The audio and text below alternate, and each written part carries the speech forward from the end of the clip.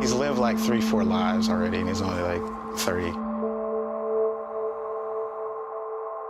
I don't even think he's 30. I grew up in Lower South Carolina on a nice-sized farm. I was a happy baby, real bouncing, real happy, so they called me Tigger, shortened down to Tig. Everybody pretty much knows everyone. If I need any help from anybody, they will help me, and the same goes for them. Athletics really kept me humble. My family really couldn't pay for me to go to college, so I knew that was a way for me to get into college and actually make something out of myself. Look at that speed. Jonathan Willard got him. You led the team in tackles 2 years in a row, and you don't get drafted for the NFL, but you're going to try to make the Tennessee Titans. I made the practice squad. That whole season, I worked hard. I actually ended up pulling my hamstring. Preseason came back along and ended up hurting it again. And it was time for cuts. It was like, man. After that, I was like, okay, so what's next? How did you make that transition to getting involved in auto racing? I was talking to a guy. He was like, hey, man, have you ever thought about being in a pit crew?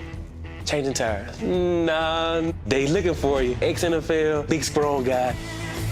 Ended up doing a trial, and I felt like I was just on point with everything. And You felt at home? Yeah, I did. The coaches here, like the whole environment is amazing. He is perseverance and humility defined. I don't know that I've heard him complain about anything. And I think that comes from his background, not having a lot, and he's just a guy that's just waiting for the door to open. He makes people around him better. He's an incredible athlete. He's an even better human being.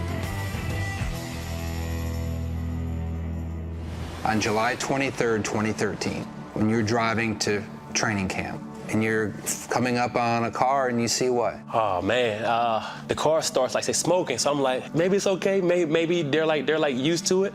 And like 2 big fireballs come up and boom, boom. And I'm like, this can't be good. Another guy also pulled over with me to kind of like to help him out. I saw 3 kids in the back seat, and I'm like, oh man. The woman who's driving, she's somewhat frozen because of the whole situation. Yeah, exactly. How did you get the 3 kids out? 2 of them are in car seat. I kind of got it unbuckled, but then it got stuck. And you pull out your pocket knife? Yeah. And you start cutting belts? Yeah, I always keep it on my side, and it was just cutting away.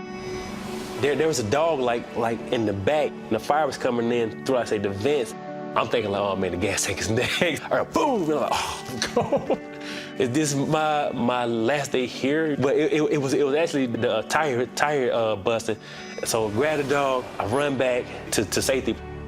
It was pretty much charred up afterwards. It really didn't get to me until I got back in my car. My arms were shaking. I was like, oh man, it could have been bad. It could have been really, really bad.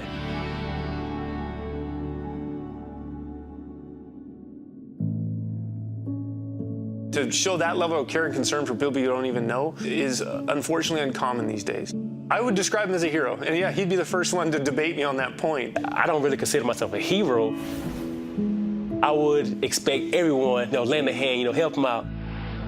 My family, I guess, they kind of raised me the right way to go out and make a difference in the world. I really don't consider it a big thing. I would do it every time. Just say thank you. And I'm good.